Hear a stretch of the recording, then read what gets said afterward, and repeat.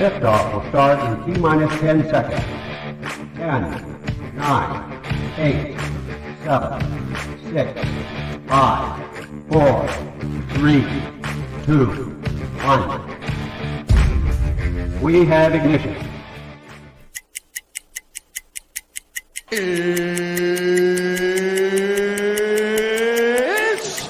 time! 17 seconds from Game 7 or from championship number 6. Open! Chicago with the lead! Harper got a piece of it. It comes off. The Chicago Bulls have won their 6th NBA championship.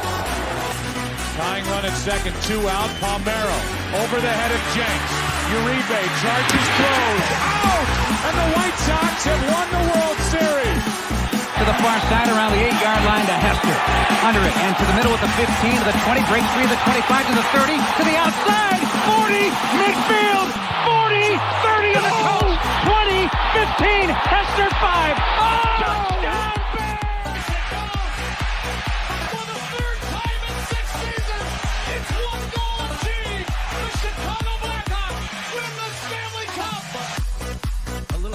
Slowly toward Bryant. He will glove it toward Rizzo. It's in time. And the Chicago Cubs win the World Series.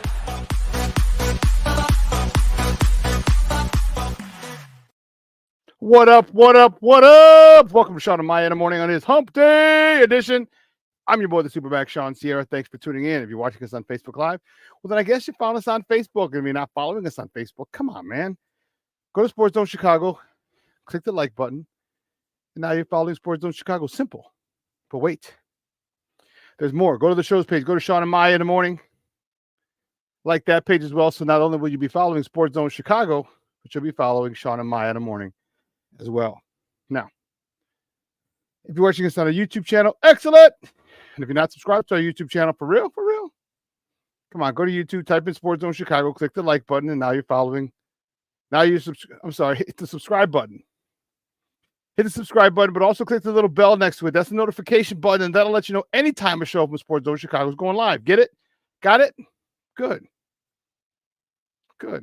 Now, if you're watching this on our mobile app, please don't tell me you didn't know we had a mobile app. Come on, man. What's wrong? What's wrong with you? What's the problem, man?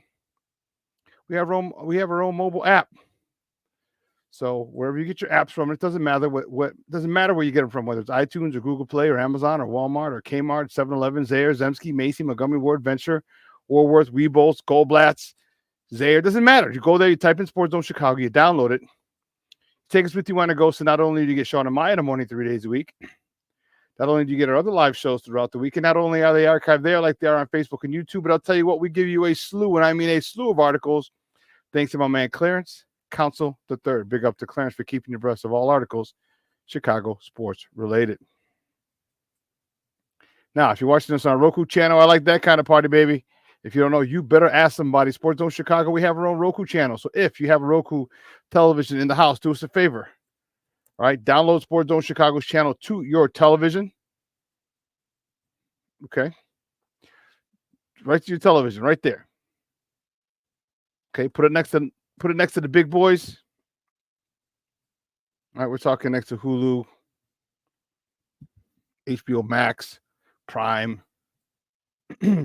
Disney Plus, Stars. I don't know what to do. Does anyone know when Power Book 3 is coming out again and Tommy Power Book 4 when they're coming out again? Because I need me my fix of Power Universe. I do. And I know a lot of people didn't like Power. Book 2, the last one with Tariq, a lot of people didn't like the last season. I don't know why. I did. I thought it was good with Noma and the whole 9 and everything, but yeah, I don't know. I enjoy those shows. You know, hats off to 50 Cent. Because, man, he's making a killing off of those. And it's great. I love them. But I digress. Download our channel. Put us there on the TV right next to all the big boys. You guys watching on a big screen. How we're on a big screen, right, Mickey? Vicky. Now. You can also tweet the show. You can tweet us at SportsZoneShy. That's CHI at SportsZoneShy. Now, if you want to follow me, just me personally online. You want to know what I did? Let me tell you what I did. I made it nice and easy for you folks. Nice and easy. One handle for Facebook, Twitter, Instagram, Snapchat, and TikTok. All one handle at the Shawn Sierra. Guys, we had a great show, but I need you to get interactive. So whatever platform you're watching us on, whether it's Facebook or YouTube or our mobile app, leave a question or comment on that platform. It'll come up here in the thread. I'll incorporate it into the show. And that, my peoples, is what makes this the best morning Chicago sports talk show around. And that's you. All right. So bring them all, baby. Questions, comments, smart ass remarks, because ain't nobody scared over here. And like The Rock said, baby, don't sing it. Just bring it. Man, let's check out the chat. The chat it's going on. Man, it's jumping already. That's what I'm talking about. Cornelius Squall's in the house. What up? To all my sports zoners. What's up, Cornelius? Thank you, Papa, for tuning in.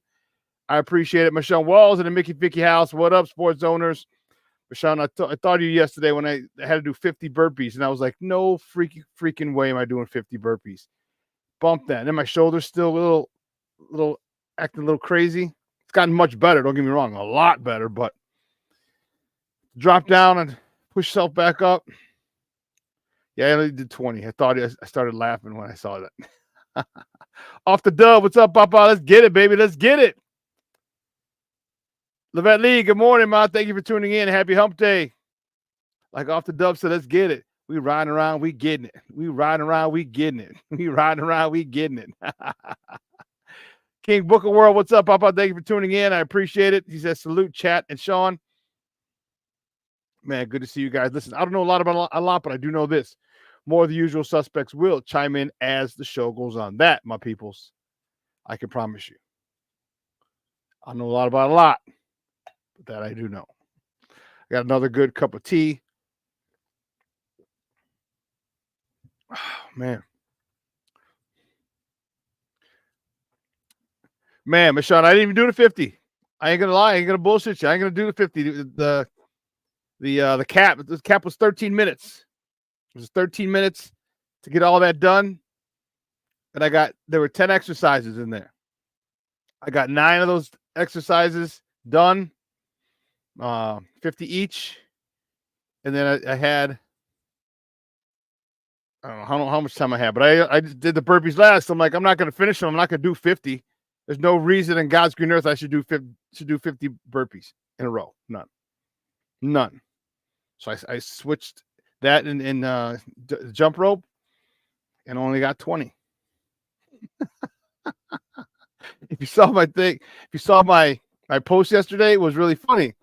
So it was Bob's birthday. I don't even know who the fuck Bob is. I don't even know who Bob is. And then everyone's like, so they were singing. They said, hey, we have this birthday song that one of our coaches, Little Feisty, I call her, Jessica. Big shout out to Little Feisty, to Jessica Denst. So she has this birthday song. She finds out she's a teacher, so she'll play it for her kids. And so she's like, oh, come on, everybody, let's sing the birthday song. And they're going to record it and upload it to CrossFit Warehouse's social media page. Just happy birthday, Bob.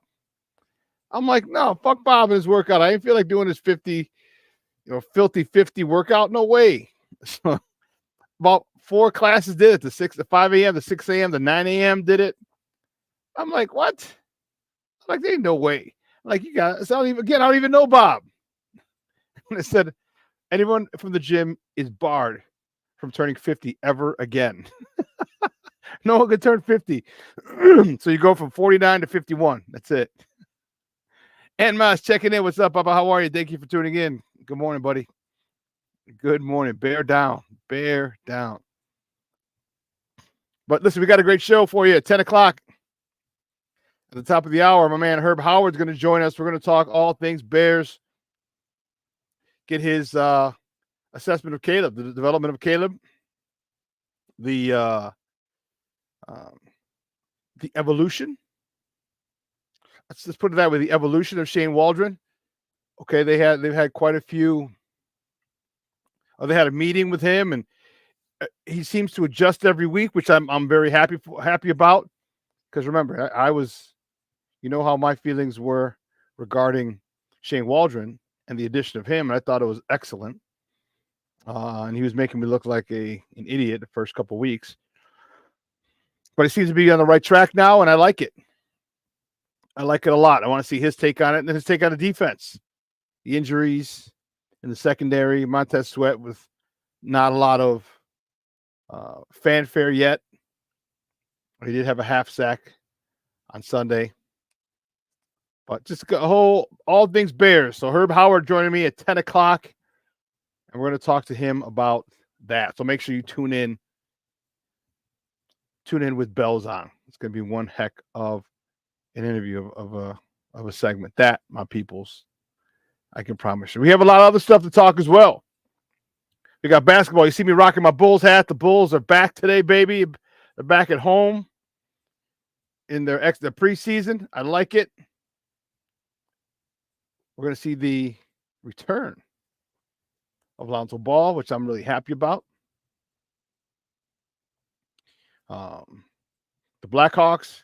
There's a new cable channel, Chicago Sports Network, CHSN, is having big time problems. We're going to talk about that. A couple of Cubs. A couple of Cub fans. A couple of Cubs are up for some postseason awards. So we got a lot to talk, man. We got a lot to talk, and I'm looking forward to sitting down and talking with you because I love talking sports, baby. I love it. I love it. It's what I do. It's what I do well. So,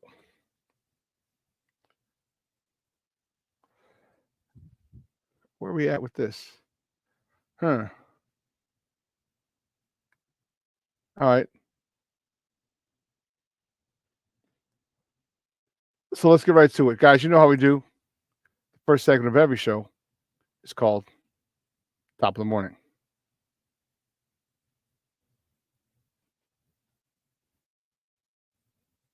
It won't come just when you want it.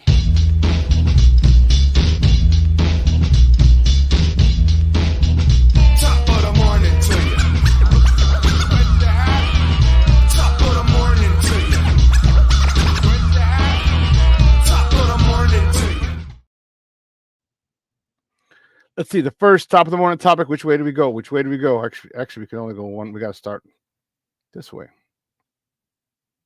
The Blackhawks had a rough one in Calgary last night. That was Blackhawks fall to Calgary Flames 3-1 yesterday out west. Peter Mrazek stopped 23 of 25 shots. Nick Foligno tallied the only goal for the Blackhawks, his second of the year. Seth Jones, now to his fourth assist, and Alec Martinez notched his first assist of the season. Tough game for the Hawks. They just couldn't. Just a rough game for them, and it's unfortunate they had a 4-game road trip to start the season. Away from home, that's a long time to have your first home game. It's a long time, man. Long time, man. Long time. So it's a situation where I know they're excited to come home. I know they're pretty close to Connor Bedard's hometown yesterday. So it was a packed house. Everybody wanted to see the Phenom. But the next top of the morning topic, staying with the Blackhawks. The Blackhawks have their home opener tomorrow night. Welcome back, baby. Welcome back. Welcome back. Welcome back. The Blackhawks have their home opener tomorrow night at the United Center. Telling you, they are fired up about it. I would be too. I would be too. They're playing the San Jose Sharks tomorrow. Puck drop is at 7:30. You can catch that game on Chicago Sports Network, okay, or listen to it on their flagship station, 7:20 a.m.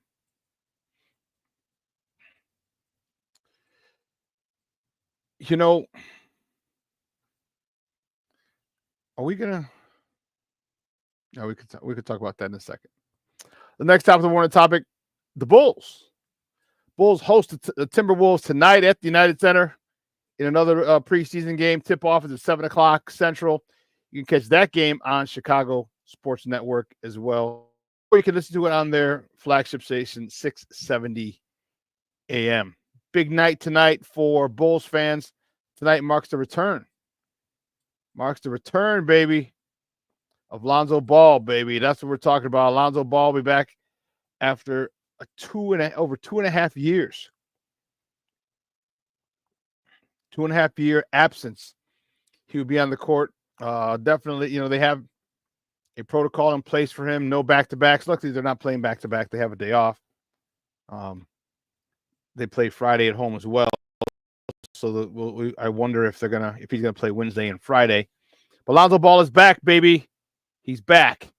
And let me tell you something. I'm excited, but I'm also intrigued.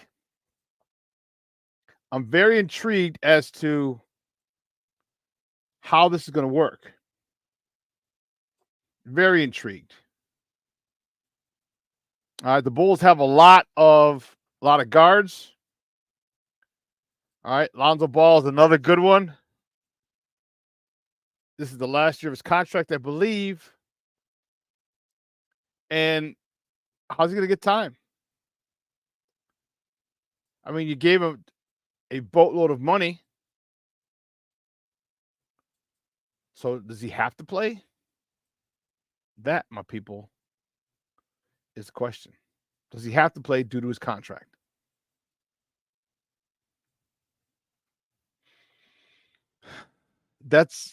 Man, I don't know. Because I want to see him play. You got all these young guys. You have, if you've watched the games to this point, you've seen there's a lot of young, hungry guys on this team. And that is something that I love. I love the fact that you got guys who are committed, who want to be here, who want to make this team, who want to help this franchise get back to a place of relevance first, and then dominance. Okay? And then dominance. Because this franchise is one that we have a lot of pride, a lot of history, and I know it's 6 seasons out of 8 seasons, but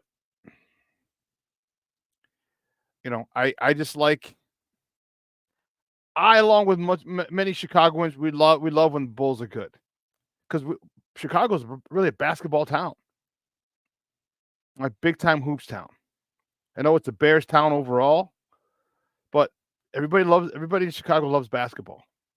All races, colors, creeds, denominations, religions, doesn't matter. Everybody loves basketball, and the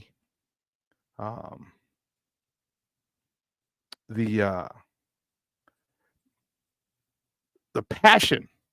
There you go. The passion with which we love and watch our basketball is second to none. And I want to see what happens with Lonzo Ball. This whole situation, how it plays out.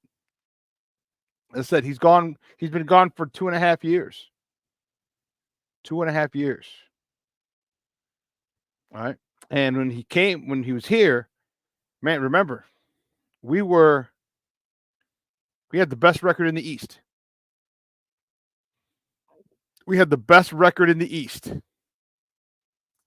And it was a situation where it was fun again.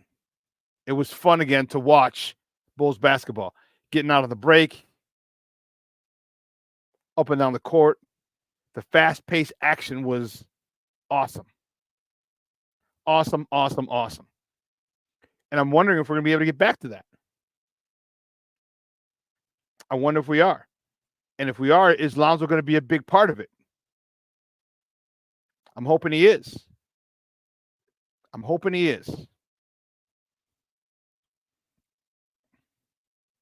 But we're going to find out, because tonight is when he comes back. Plank is in the house. Good morning, Papa. Thank you for tuning in. I appreciate it. Well, listen. Here's what we're going to do. We're going to take a quick break. On the other side of the break, all right, we'll come back. We'll finish up with top of the morning topics. Go into this whole, a little bit of the situation with the Chicago Sports Network. All right, there's a good article on it today. We'll talk about it. Because a lot of people aren't catching Bulls games. A lot of people aren't catching Blackhawk games. A lot of people aren't doing that, and I know a lot of people are pissed. So we'll talk a little bit about that on the other side, so don't go anywhere, folks. Keep it locked right here, Shawn and Maya in the morning on Sports Zone Chicago.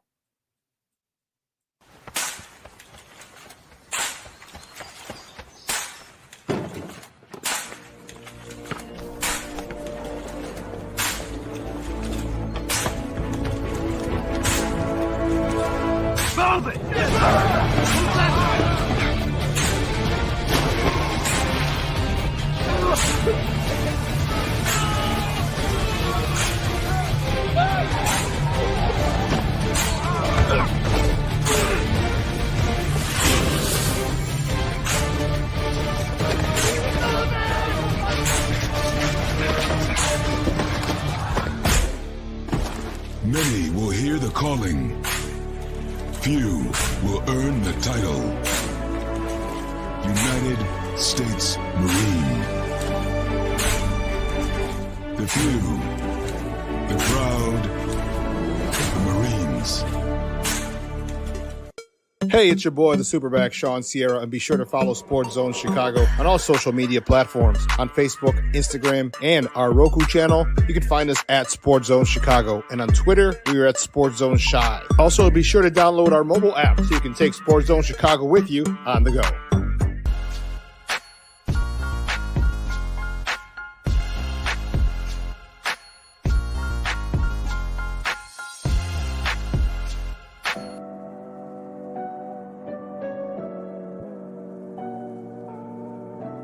How do you take care of your mind health? For my mental health, I meditate in the mornings. I have my dogs. They're the best. I just find ways that help me just relax. Finding things that make me happy, like being close to my family. I meditate a lot and read books. I have hobbies outside of the game. I'm able to switch off. I'm able to turn my brain off from the game of basketball. Your mind health matters. Your mind health matters. We are looking for a few heroes, mentors, trailblazers, innovators, a passion to change lives, spark curiosity, open hearts, and awaken minds, help students answer the question, who am I? This could be your calling, but this is no job. It's the journey of a lifetime. Be a hero. Be a teacher. Mental health and learning disorders don't discriminate. 17 million children and adolescents in the United States live with disorders like anxiety, depression, ADHD, and dyslexia. Less than half get the help they need to thrive. Help the Child Mind Institute change these children's lives. Visit childmind.org.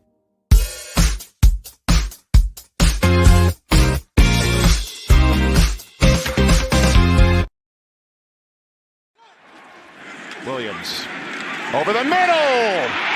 Keenan Allen. Touchdown.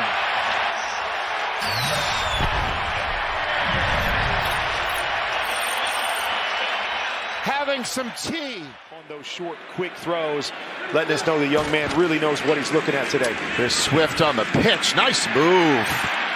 DeAndre Swift. Caleb Williams. Quick throw.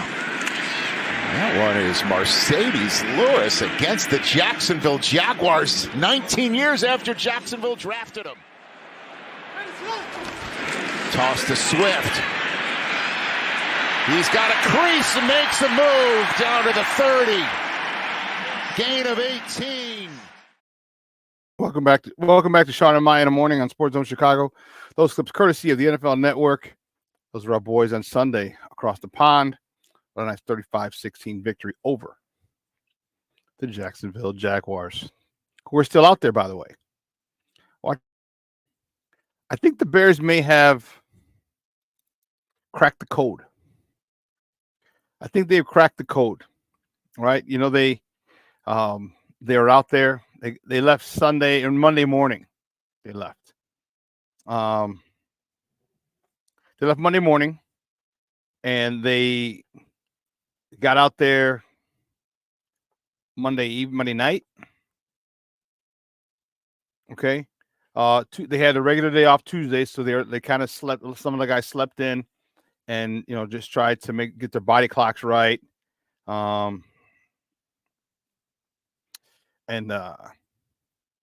just to kind of get on schedule, on England's schedule.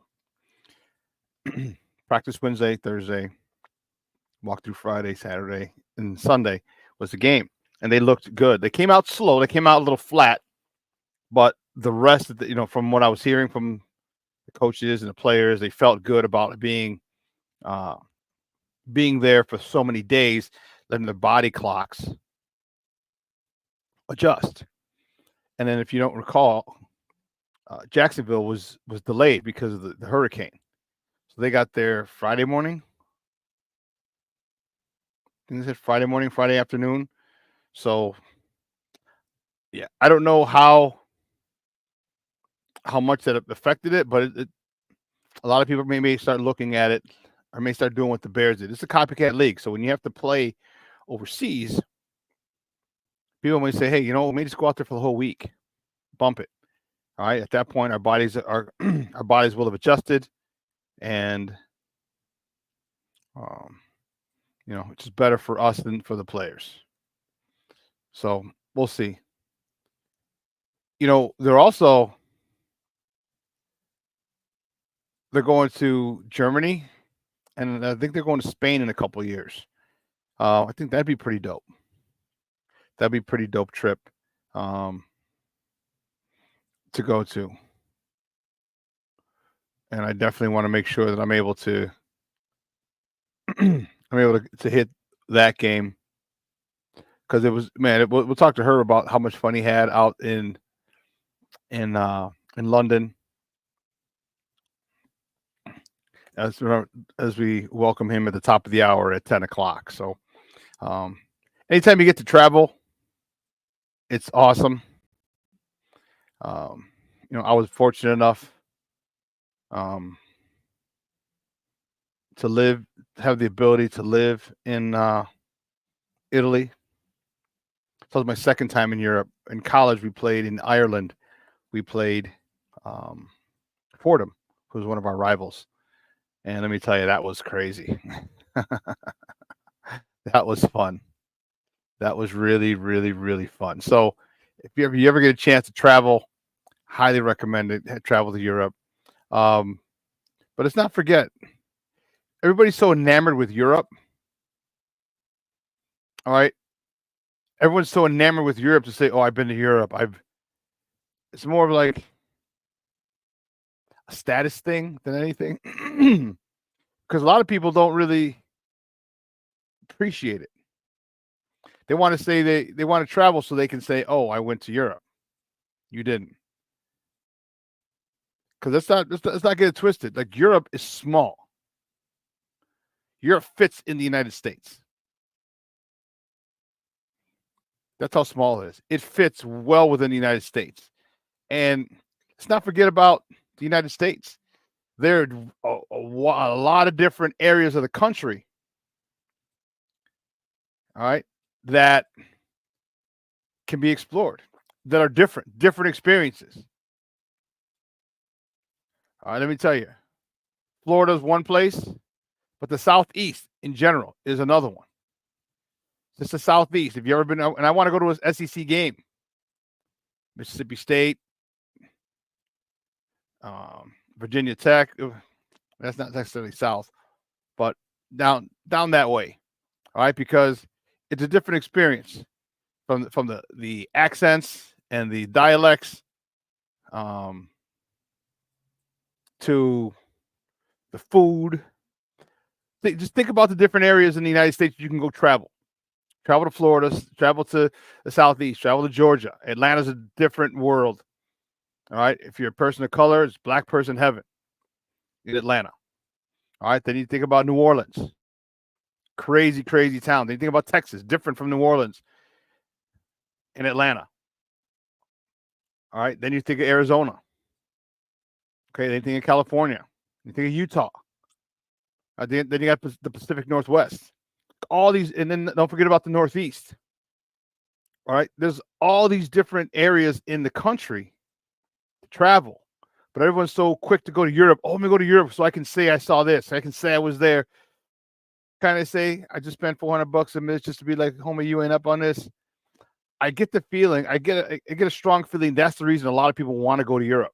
I'm not saying that there's nothing to do in Europe. There's a lot of history there. If you're into art and architecture and the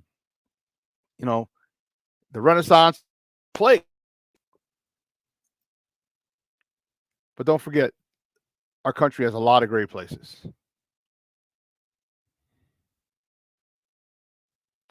Jason checking in. What's up, Papa? Jason said he's been to 14 countries and 5 continents. I love travel next year. Madrid, Spain. They said it'll be either Miami or Chicago as a home team. So if they go to Madrid, that'll be dope as all get out. King Booker World says, man, if they go to Spain, I will go to that game. Move, right? I highly suggest it, man. I got people who live out there. One of the good friend of mine, Anna De Castro from Jersey. She lives out there. Her and her husband are 2 boys. Love to see her. That'd be great. Yeah. 14. I don't think I've been to 14 countries. I don't know if I've been to double-digit countries. Let me see. I've been to North America, Europe. That's it. Haven't been to South America. Haven't been to Asia. Haven't been in. Yeah. So 2. You got me by 3 continents, Jay. But the countries, U.S., Mexico, Canada, Grand Cayman. Plank says, I barely get out of Indiana. I'm telling you, bro, travel is awesome. The Grand Cayman, Belize, Honduras, Ireland, Italy. I'm at 8. I think I might be stuck at 8. Wow, I don't even have 10. All right, I got to go to a couple more Caribbean islands so I can get to double digits, Jay. So I can go to double digits. Oh, that's hilarious. That is hilarious. One of the things that I was interested in, one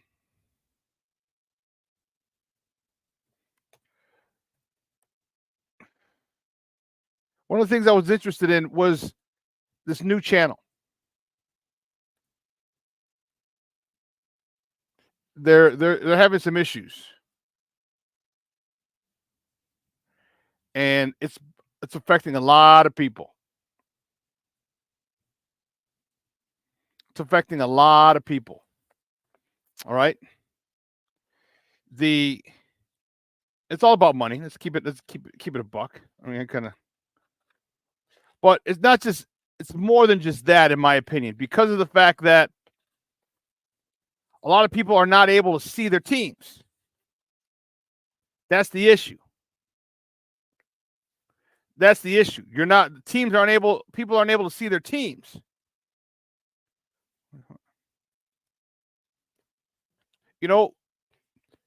here's why.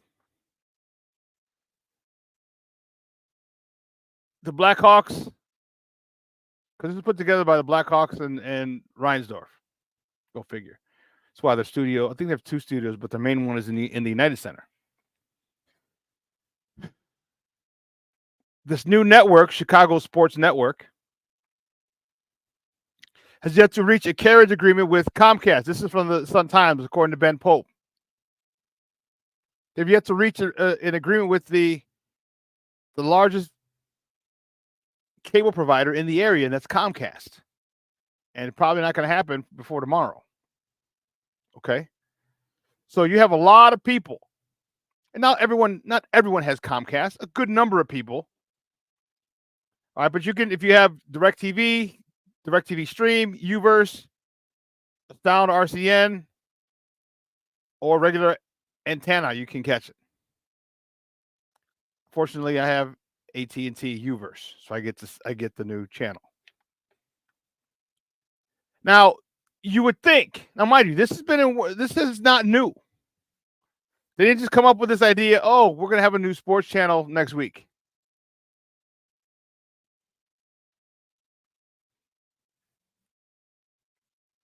Okay? That's the crazy part. This was known last year. And for them to not have a deal done, it's one of 2 things. One, incompetence by the Wirtz and Reinsdorf, or Comcast a little salty because Comcast is part of Comcast and NBC are partners. Or they're just salty because of the fact that they're taking the stream away from them for all intents and purposes. They don't get all the money.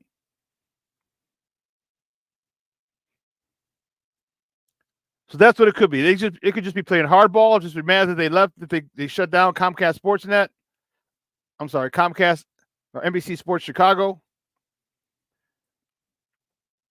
So I don't know what it is, but it according to Ben Pope, said it's affected the Hawks' bottom line. Said they're generating far less revenue from local TV piece of the puzzle than they did before. And Wirtz said in this article, what used to be more guaranteed media rights has shifted to where we're sort of in control of our revenue based on ad revenue.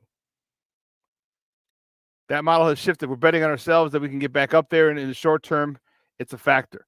Yeah, so if they have it, like the less people who, in case you guys don't understand, like ad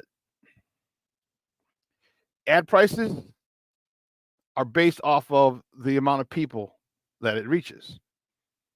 All right, so if you have, it just makes sense. So if you're exposed to 10 million people will pay a lot more. Why do you think Super Bowl ads are 3 million, 5 million for 30 seconds? Because of the millions and millions of people who watch that game. So with the lack of exposure and the lack of the carriage agreement means not a lot of people, pretty much the entire Chicago area, or I shouldn't say that. The majority of the Chicagoland area can't watch their teams. Can't watch the Bulls, can't watch the Hawks, and God forbid no one wants to watch my White Sox. They won't pick them up until next year. So that's a problem. That's a problem. I don't remember if you recall a couple of years ago, this is what happened in LA. This is exactly what happened in LA. All right. The Dodgers started their own network, and the local cable company, which was the biggest one, I don't remember what the name of that cable provider was, didn't agree with them. Couldn't come to an agreement. So there were millions of people, and if you know about LA, you know they love their Dodgers, Los Dodgers. Although Vatos Locos forever, Holmes. And so they were out for a while. You couldn't catch Dodger games for a while. I don't think it went the whole season, but it was into the season. So this is a problem. Now, I love being able to turn on NBC or Chicago Sports Network now. I love being able to check it out, just like I did NBC Sports Chicago, Comcast Sportsnet. Everything was named before that. But it's a problem because you're losing. And I don't care about the Wirtz and Reinsdorf losing out on money. I don't give a rat's ass. They're billionaires. They have more than enough money and more than enough revenue streams. All right, the Wirtz own the biggest liquor distributorship in the state. Yeah, they're not worried about money. So I'm not really worried about them losing money. I can give a rat's ass about them losing money. I care about the fans being able to see it. All right, hockey has its own niche. Got popular back when the Hawks, for that decade, the Hawks were really, really good. But the Bulls, everybody loves the Bulls, man. And to not be able to see, like today, Lonzo Ball, how many people, if you had the opportunity, would want to see Lonzo Ball play? You follow me? Guy hasn't been played 2.5 years, over 2.5 years, and you saw the last time we saw him, we were leading the East. We had the best record in the Eastern Conference. Best record in the Eastern Conference.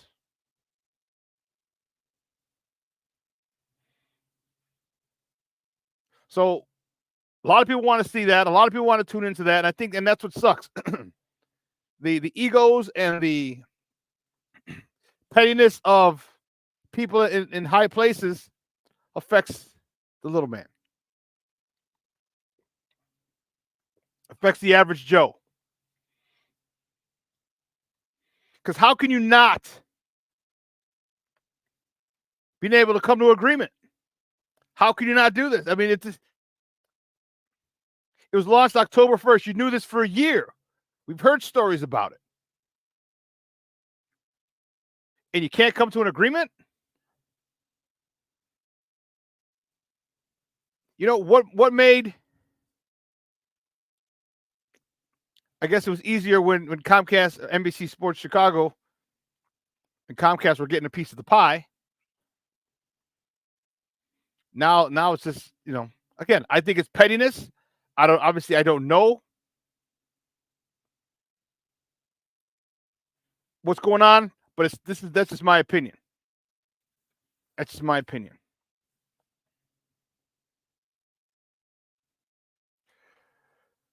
But anyway, it's frustrating, man. It really is, because you got so many people who want to see their teams and can't.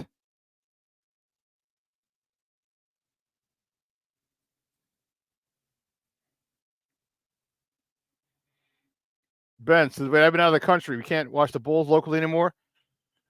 Well, it depends on what service you have. If your cable provider is Comcast, then no, you can't. They haven't come to an agreement with Chicago Sports Network. And you talk about me being well traveled. This the dude just got back from Greece.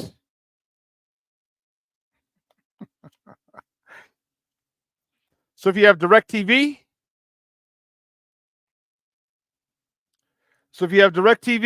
DirecTV Stream, Uverse, or Astound/RCN, you can get it.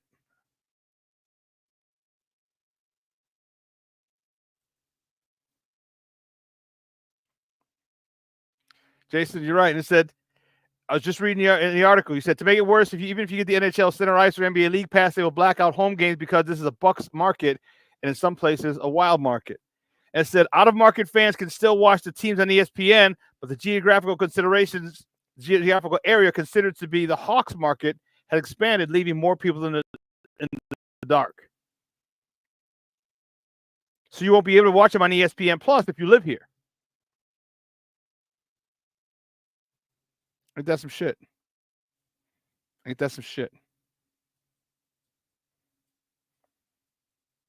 Crazy, crazy, crazy when you're dealing with billionaires and billionaire companies.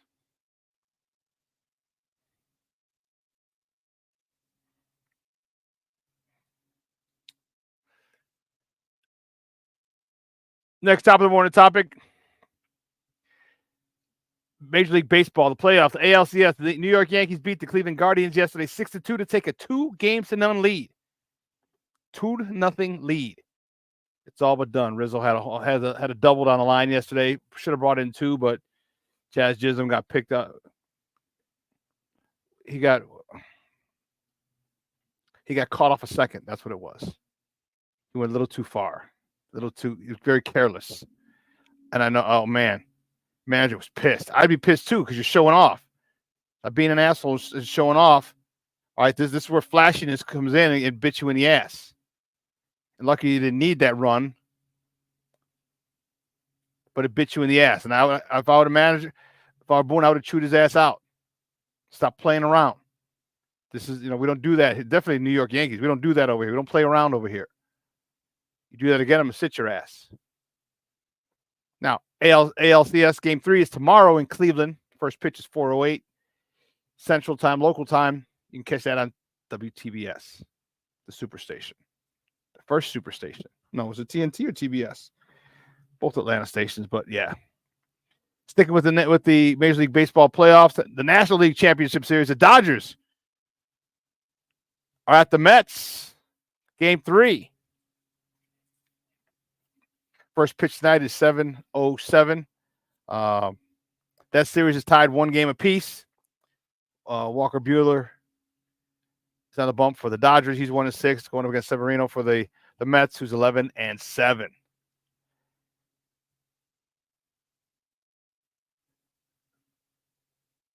Yeah, TBS, King Book of World.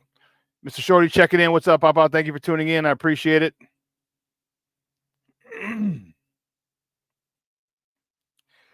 Some good news. Cub fans.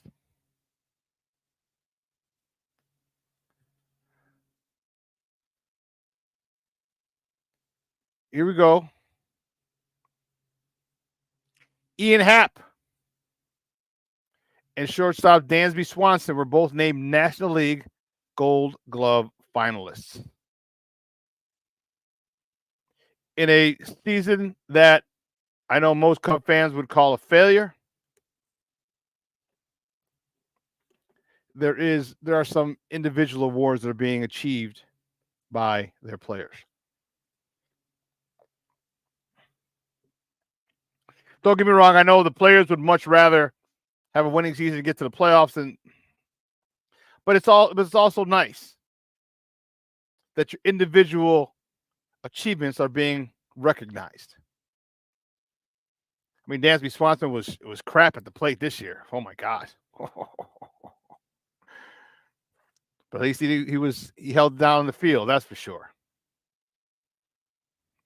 That's for sure.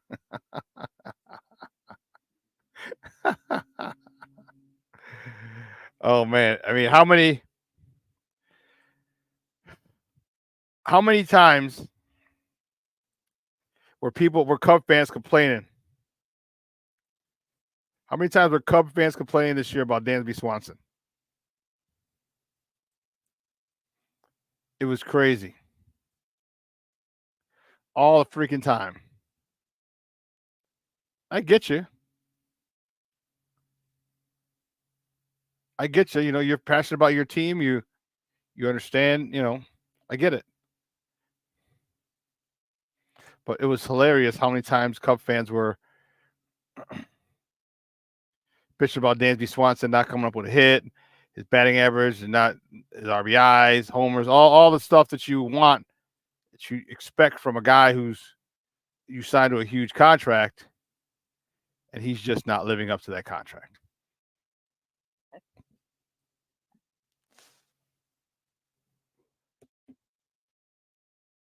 But congratulations to them as finalists. The next top of the morning topic. Tom Terrific is wicked pissa. Tom Terrific is now pot owner. He's pot owner. He's pot owner of the Las Vegas Raiders. And let me tell you something. That is crazy. Crazy because it creates a situation. So we got a situation over here. You know, with the situation, Tom is in a spot where he's going to have some restrictions. All right, he's going to have some restrictions. All right, because remember, he is now an owner, but he's still a broadcaster. So he's going to have restrictions as to where he can go, where he can be. Like he can't go into production meetings. And that's crazy. That is crazy. Like he can't really do his job. You want him to analyze, you want him to give insight, you want all this other stuff, but this is what he can't do. According to Andrew Peters from Bleacher Report, you know, the quarterback is approved unanimously by NFL owners as limited partner. All right. Brady will own 5% of the Raiders. All right. Tom Brady put out a statement that said, let me see. I think I did that, right? Yeah. I'll put this up on the screen for you. I mean, I'll read it for you because you might not be able to see it completely, but let me put it up on the screen for you.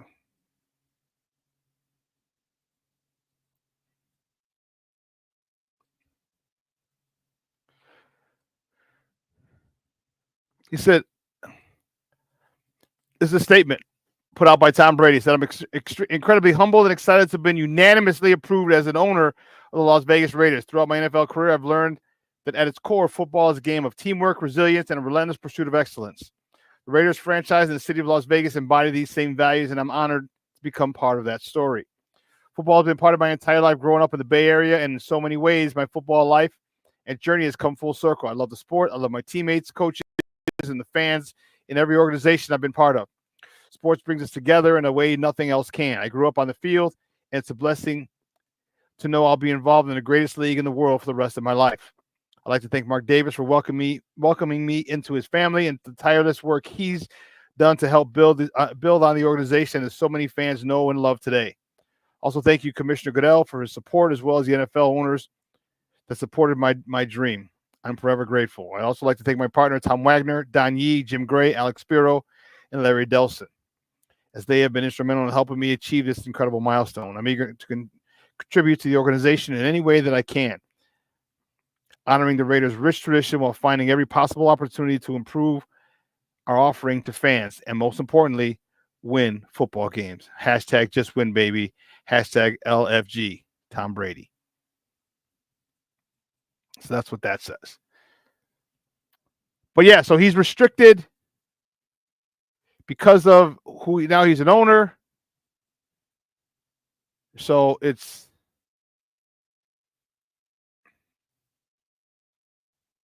along with Brady, Richard Seymour acquired a small stake. I think he got like 0.0, or I think he got 0.5%.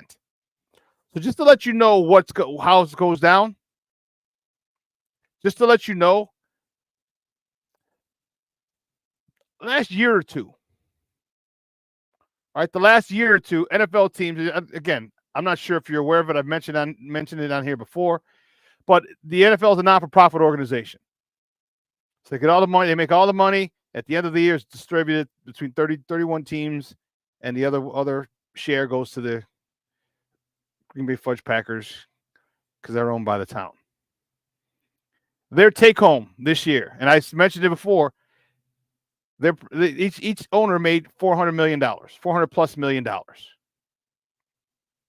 $400+ million. It's a lot of money. And it only keeps going up every year. So Tom will probably be making about $20 million for his ownership stake in the Raiders, and it'll keep going up. Now, that's a drop in the bucket compared to his broadcasting. Was it 10 years for $375? Let's just say Tom Brady continues to have the perfect life. I'm not saying, I'm just saying. So he won't be able to be in production meetings. He won't be able to go visit team facilities. Yeah, he's not permitted to attend in-person or online broadcast production meetings, team facilities, players, or coaches. The rest of the Fox staff does. So he also has to follow the NFL Constitution and bylaws that prevent public criticism of officials and other teams, meaning he can't agree with a call while he's on the air. Like, oh, that was a bad call by the ref. So there's levels of this. Hey, but you know what? If you can do it, it's a great gig if you can get it. So let's take a quick break. So on the other side of the break, we're going to welcome our guy, Herb Howard from the Bigs. We're going to talk a lot of Bears football. So don't go anywhere, folks. Keep it locked right here. Shawn and Maya in the morning on Sports Zone Chicago. Hey, it's your boy, the SuperBack, Shawn Sierra, and be sure to follow Sports Zone Chicago on all social media platforms, on Facebook, Instagram, and our Roku channel. You can find us at Sports Zone Chicago, and on Twitter, we are at Sports Zone Shy. Also, be sure to download our mobile app so you can take Sports Zone Chicago with you on the go. Time out. How are you feeling right now? Happy? Excited? Angry? Overwhelmed? One of the best things you can do for your mind health is to name what you're feeling. It can sharpen your awareness and help you talk about your feelings with someone you trust. Here are 3 questions to ask yourself. Where are your thoughts right now? In the past, the present, the future? Do you notice any sensations in your body? Is your heart beating fast? Is there a flutter in your stomach? Or are you fully relaxed? What do you need right now? Time with others? Time to yourself? Remember, there's power in this awareness. So find ways to identify what you're feeling today.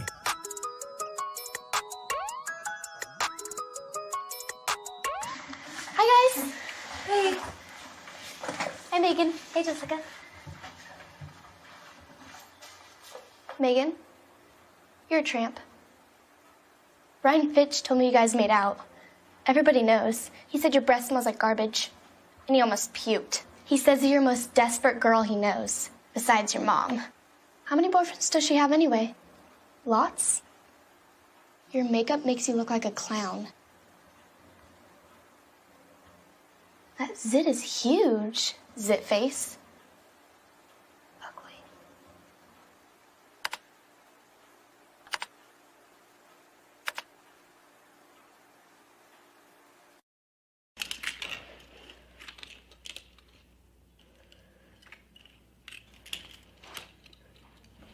Hey, bud, what you doing? I'm playing with cars. Cars? Can you show me what a car does? Whoa, whoa, whoa, whoa, whoa. Hold on a second. First of all, this is a school zone. So you need to put down your cell phone, stop texting, and let's get to driving. Now you're coming up to a stop sign, right? You need to slow down and stop before you hit that Y line. I want you to look left, right, left. You don't want to get hit by a car going on your left, and to your right to make sure you don't get sideswiped by a guy coming from your right. You're coming, and you see a crosswalk. You better slow your horses down, because the #1 rule of driving is always yield to pedestrians. Now stop, pull over, and you are done driving. Gosh, what do they teach you kids in school nowadays?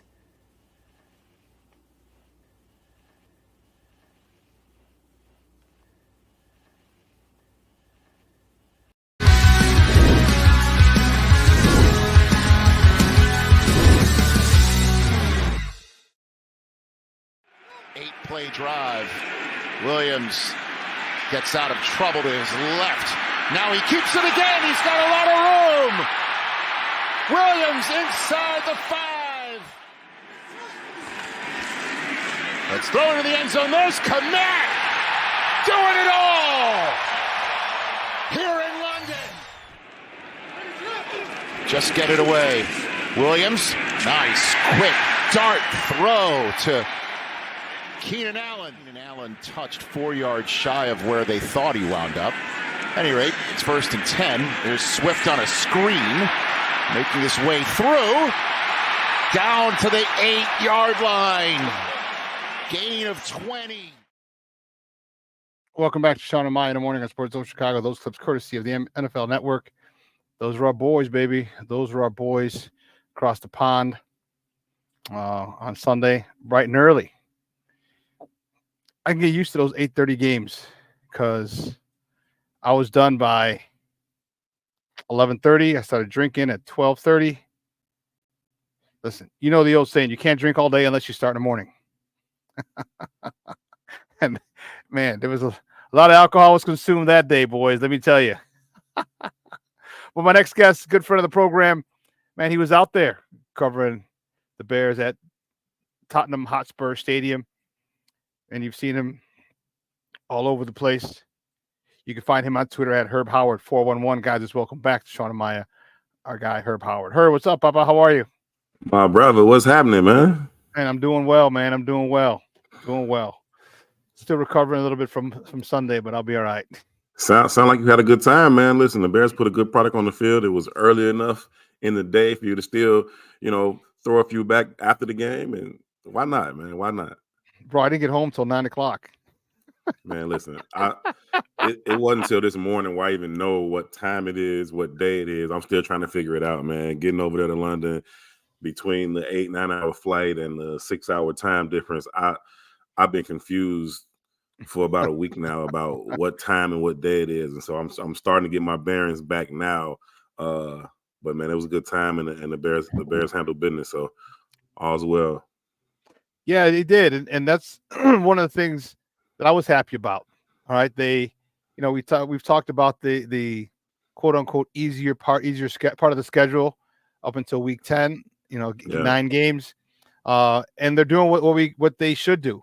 All right, you get bad teams, you beat the hell out of them. End of story. Nothing more, nothing less. Period. Talk to me about your feelings on how the Bears handle this team and handle this part of the schedule to this point with a couple teams who were supposed to beat and were beating them handily. The Bears are who we thought they were, man. I tweeted out that after the game, and I added a little Denny Green meme to it, a little Dennis Green meme to it about the Bears being who they thought they were. Some people, as Twitter does, takes it out of context, but I'm just saying that the Bears are a good team. We thought they were a good team, and they've shown themselves to be a good team. Good teams beat bad teams badly, right? And that's what they've done. They've beaten some bad teams, and they've beaten them badly, and that's what you're supposed to do to bad teams. And so, we all knew that the first 9 games in their schedule were a little softer than the back 8. We know that, right? So that we knew they had to come in here and take care of business on those first 9. I think 7-2 was a possibility. I'd say that 6-3 was the absolute minimum for them coming out of those first 9. Excuse me, if they were going to be who we thought they were. So far, they've shown themselves to be that. I thought they could have got to the bye 5-1. I didn't expect them to go to Houston and win that game. Certainly, there was a possibility for that, but I didn't think they were going to come out of there with a dub. They should have came out of Indy with a dub. That's when they gave back. And, later in the season, you start to count wins and you start to see where you're at in that bubble in the wild card race or wherever you are. Each one of those games account. And I hope that game doesn't come back to bite them. But I think so far they are exactly what I thought they are. They're a good team. They're more than capable of beating bad teams. We're going to get an opportunity to find out if they're capable of competing with the great teams, with the elite teams in this league. And so we know they're better than the bottom third of the league, and we'll find out they're up there with the top third. But so far, they've beaten who's on their schedule, and that's all you can do, man. I give people a lot of credit for doing what you're supposed to do, right? People talk about, these teams were bad, this defense was bad. That's cool. Then beat them, right? And they've done that. They've done what they're supposed to do. I give them a lot of credit for that. I tip my cap to them.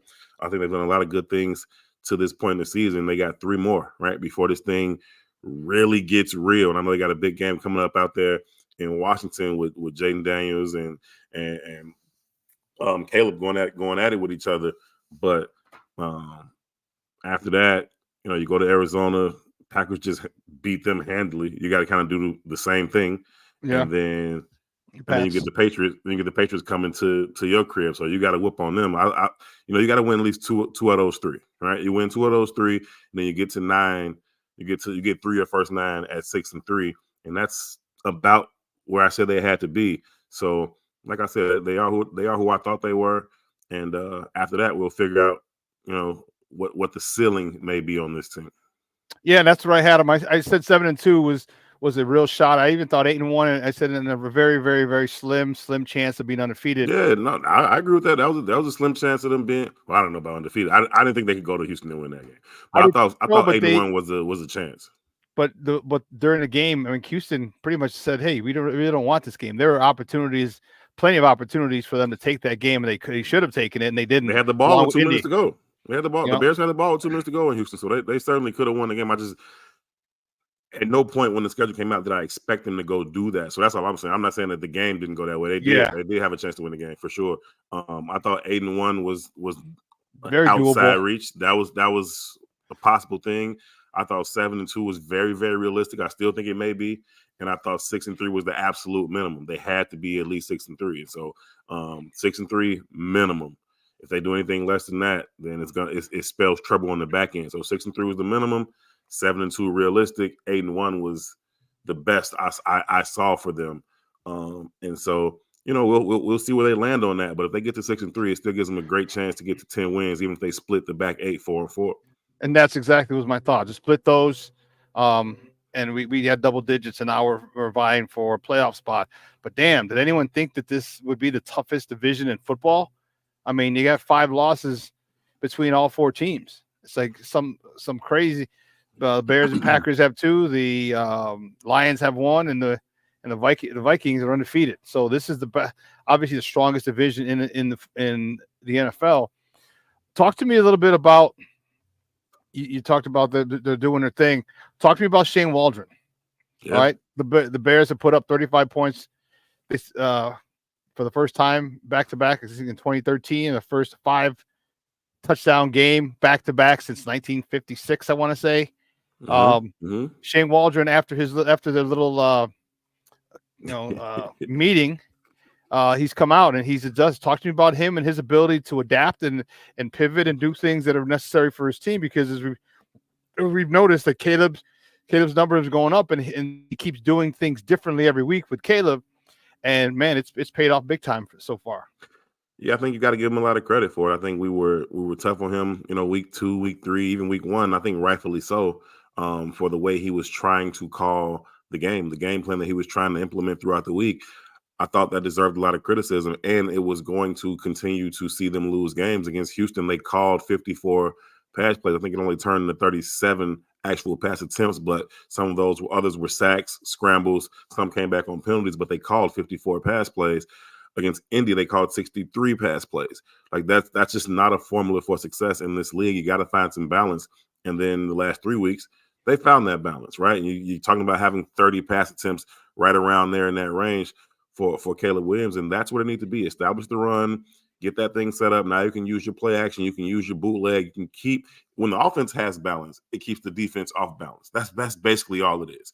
And they've been able to do that for the past 3 weeks, and I credit Shane Waldron. Listen, when you are a coach at the highest level, you talk about National Football League, head coach, coordinator, whatever, you've earned that spot, right? You've done a lot of work to earn that position, and those guys have a bit of arrogance to them, and rightfully so, right? There's a bit of arrogance that all of those coaches believe, I know the best way to win a football game. I'm not even an NFL coach. I think I know the best way to win a football game, right? So if you're an NFL offensive coordinator, you definitely think you know the best way to win a football game. And so, it takes a little bit of humbling. It takes a little bit to say, well, let me be a little bit more flexible, right? Let me not be so stubborn, so arrogant that I can't adjust to what my players need. Let me not make this thing about what I want to do, and let's make it about what my players are capable of doing. And I think he's done a good job of hearing that, of understanding that, and making those adjustments. I also imagine that Flus had something to do with it. Shawn, I went to Soldier Field on Sunday when they played the Rams. I came to the stadium that day fully prepared to go into that post-game press conference and ask Coach Eberflus as respectfully as possible, are you prepared to get fired because of what you're letting your OC do? Because you letting him call all these pass plays and it's going to get y'all beat. You got a ready-made defense that's ready to win right now. You got a kicking game that's ready to help y'all win right now. All you got to do is play complementary offense, and then you guys can win games. That's all it's about, winning games, right? That's just, I don't got to look this way, look that way. But it turns out when you play it the right way, it will look pretty. You will start putting up 30 and getting up 35 around guys. And so I think that's what you need to be doing. So I credit everybody, man. I credit Coach Shane Waldron, number one, for being humble, for listening to his players. I credit Flus for, calling them down and say, hey, Shane, you're not going to get me fired, bro. Get this thing on track. You're not doing that, right? Get this running game going. I credit the offensive line for getting settled down. I credit the entire team and Eberflus for saying, hey, Nate Davis, we gave you every chance in the world, bro. Now you're going to be a healthy scratch against the Panthers in London. And that's just what it is. Matt Pryor's come in. He's played better ball, so let him stay there. I think everybody deserves a little bit of credit for how this thing has turned around. But at the end of the day, football it ain't, Shawn, man. It ain't that hard of a game, right? No. I know it seems real complicated. It seems like there's all these different things going on. But at the end of the day, it's a simple game. And you got to simplify it sometimes. And sometimes less is more. And the Bears have done that the last 3 weeks. Yeah, to quote my buddy JJ Wright again, if you take care of all the little things, there are no big things, and that's what they've been doing. And everything, the linemen, like I've watched, as I'm breaking down all 22. It's like, man, these linemen are getting to the second level. Matt Pryor's getting to the second level, man, and not like they were before. I mean, they weren't doing that in the first couple games, which is why the run game sucked. Mm-hmm. Tevinjenkins starting to get the little asshole mentality back, which I like, knocking people down, 2 and 3 people on a play. I'm like, that's what I'm talking about, Tevin. I mean, did you forget it was a contract year for you, Tevin? You just got a little baby. Saw that all over social media. You need some stuff. Mama needs some new outfits. You know what I mean? You better start knocking people out. So I really enjoy watching the evolution of this team. Let's get to the 800-pound gorilla in the room, man. Talk to me about your assessment of Caleb. His quarterback rating's gone up every week. He had a bad pass to DJ in that whole shot that he put too much air under. Yeah, I know he wants that one back. And that was a fastball that you needed. And that's got to be like a John Elway when it puts an X on your chest, because you can't even catch it with your hand. You got to catch it off your chest. And what, man? He missed it. He talked about the trajectory of the pass, and a lot of people have too. And I agree, he can throw a different ball. But I think he's got to be earlier, man. Like that's a special play. Y'all worked on that all week. Y'all brought in y'all jumbo package. You brought in 2 extra offensive linemen. Doug Kramer comes in. Karan Amagaji comes in. Mm-hmm. Like, and so you this is what y'all been expecting all week. You waited for the right situation. You're down around midfield in between the 40s. You bring it in. You need 1 yard. They thinking, okay, here comes that jumbo package we've been seeing on tape. You go play action, pull it, let that thing go. What are we waiting for? We knew what this route was since last week. Let it go, kid. Like just let it go. And he waited so long. And then I agree, he didn't throw the right type of ball, but he could have thrown any type of ball if he got it out on time. Like, just get it out on time and throw it to the pylon. It's a one-man route. It's going to DJ. He's got the full left third of the field. Like, it's just him and the safety and the whole left third of the field. Just throw it to the pylon, let DJ run under that thing. So I was screaming that, like, early. As soon as they snap the ball and you see it developing, it's like, I don't know what the TV copy looked like. I've seen the all-22 later, but right then, and I'm like, let it go, let it go, let it go. And he's like, oh, my God, come on. To his credit, like he said, he knew it.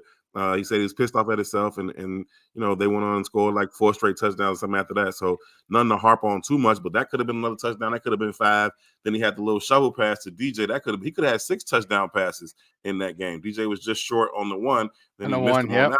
It could have been 6 touchdown passes for him in that game, very, very easily. So that's when I know he wants back. I certainly wanted it back in the moment. Like, dude, you got to just let it go early, man. That's a special play we've been putting in. But no, I think he's done a phenomenal job. We've seen his entire skill set on display throughout the season. He's athletic enough to hurt the defense with his legs. We saw that on Sunday as well. I don't know what happened around midfield where he was like, okay, that's enough. I'm gonna lay down right here. Fly down on the F. What are you doing, bro? You got another 10 yards straight ahead. Easy, another 10. But that's cool. So he has that skill set as well to be able to beat defenses as they try to figure out, okay, how am I going to cover DJ, Keenan, Rome, Cole, DeAndre Swift out the backfield, Joe Everett. And so sometimes you forget about the quarterback. It's like, oh, I got a free 10 right here. Go take those. And so he has that kind of ability as well. Certainly he can make all of the throws. I've been very impressed with his ability at the line of scrimmage pre-snap to kind of identify what is happening, what the defense is doing, and where we need to, kind of get into. I haven't had a chance to talk to you since, a couple weeks ago when him and Coleman Shelton had the thing on live on TV. Like, yo, we got a fucking fire right here. And he's like, yeah, I know. Be cool. I got you. I got you. Yeah. So like, you know, that's as impressive as anything he's done physically. What he's been able to do mentally, and I think they put a lot on his plate throughout the spring and the summer just to see what he could handle, and he showed himself able to handle a lot of it. And so I think he'll only continue to get better. And I think they'll, you know, some of those near misses that we saw early, whether it's, you know, drops like the out in week 1 to Keenan Allen, or missing DJ on some of those throws, or missing Rome on a couple of those throws, those things we see continue to get cleaned up. Every time this kid makes a mistake, it's something simple that's an easy fix. Like even when we talk about the throw to DJ last week, like that's not a difficult fix. It's not like he didn't see him. It's not like he can't make the throw, right? He was a little late and didn't throw the right ball. That's an easy fix. Next time that happens, they'll hit. Now you hate that you wasted that on tape, right? Because you've only used that package for one reason. Now you use it for a touchdown, it doesn't hit. So kind of wasted that on tape. But next time that comes around, he can hit those things. And so that's what I'm encouraged by, man. All of his mistakes are small, easily correctable things that he certainly has the ability to do. And so I'm very, very encouraged by what I've seen from him so far. Talk to me about how important Shane Waldron role he plays, because I like what he's been doing. I'm talking Caleb. I like what Caleb's been doing as far as getting there, and you talk about checking out of plays and altering plays and setting up protections and all that stuff at the line. But that starts with Shane Waldron, because if you don't give this quarterback enough time, if you don't get that play in on time, he can't get to the line and make these plays. He's done a much better job of getting those calls in early. They're able to break the huddle. And then with his ability to pick up the defense, kind of see what they're doing, understand what they're doing, make changes. A lot of it has to go to Shane Waldron and his evolution in this 5-week season, 6 weeks so far. Yeah, I think that, you know, you can't get to level 2 without level 1. And as you know, protection is the first thing, right? I don't care what you want to do. I don't care what route you want to run, what combination of receivers you have. We got to be able to block this thing. That's number one. And I think that everybody's done a good job of it. I think Shane Waldron's done a good job of it. I'm sure the offensive line has done a good job of communicating these things. I know Coleman Shelton hasn't been dominant physically, but mentally, just in terms of being able to ID some things and help out that rookie behind you, that helps. And then also Caleb himself, right? I remember, some point this summer, I asked him in a press conference where was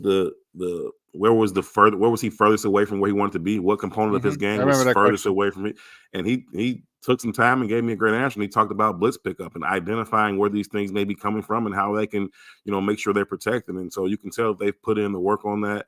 You got to give Coach Waldron a lot of credit for that. You got to give O-line coach credit for that. You got to give Caleb a lot of credit for that. And I see Cornelius in the chat saying you also got to give DeAndre Swift and these backs some credit for that, because they've been able to identify when they need to, come across the formation and pick up some of these guys. And they've done a pretty good job of it. Also, using the screen game the right way, right? Utilizing the screen game the right way. And I'm still not in love with the wide receiver bubble screens. That still hasn't really worked for them yet. Yeah. But the running back screens, the tight end screens, those have worked. And you got Caleb, who's willing to hold the ball just a little bit, just an extra tick longer, let the defense come to him and then dump it over their heads or throw it around him, whatever arm angle he needs to use. And so that's worked out well. And so that's been very, very impressive in terms of how they figure out how to deal with these pressures, because anytime you have a young rookie quarterback, these DCs are going to try to bring as many complex looks as they possibly can. And, the Bears more recently have handled them. Yeah, they have. And guys, we're joined by Herb Howard, the Bears beat writer for the Bigs, talking Chicago Bears football here on Shawn and Maya in the morning on Sports Zone Chicago. So the offenses look good, and I'm really, really happy with their trajectory. Talk to me about the running game and how do you like that? This O-line is, I don't know where this combo came from, because they were a Swiss cheese offensive line early on, and we were getting 30, 40 yards a game. It was unbelievable. And all of a sudden, man, you take out nasty Nate Davis, and things start going a little better. You're consistent. You stick with the run game. Talk to me about that run game and how you like the development of it, and also you like the development of Swift. I still don't think he's a good in between the tackles runner, but he's been running between them tackles. No, I think. Listen, DeAndre Swift had a great summer, man. I mean, he had a really good training camp. You saw how explosive he was, but you also was able to see how he would be a one-cut runner. He'd get downhill, he'd make a decision, and he's not afraid to hit it up in there. You think, he may be some type of scat back, but he's a lot more physical than you think he is. You see him up close. He's very well built in his lower body. His legs are really, really big, really, really strong. He has that kind of ability. His contact balance isn't all that great in terms of being able to bounce off different tackles. But I think the bigger issue for me earlier on in the season in terms of the running game was the way they were trying to run it, right? And so some people were saying, because I was talking about how they've thrown it so many times against Houston and Indy, and some people were like, well, they got to throw it because they can't run the ball. Well, it's not that they can't run the ball. You're trying to run it the wrong way. You're trying to run it out of 11 personnel, and then you want to throw out of 13 personnel, and then you want to get down the goal line, and you want to be cute down there as well. Like, no, you have to get to a space where you are running out of advantageous running formations. Get into some traditional run formations and then run the football, right? Don't tell me you can't run it when you're running it with 3 and 4 wide receivers on the field. Don't tell me you can't run it when you got the smallest person on your team, DeAndre Carter, blocking the DN on the goal line. That doesn't tell me you can't run the ball. You're trying to run it the wrong way.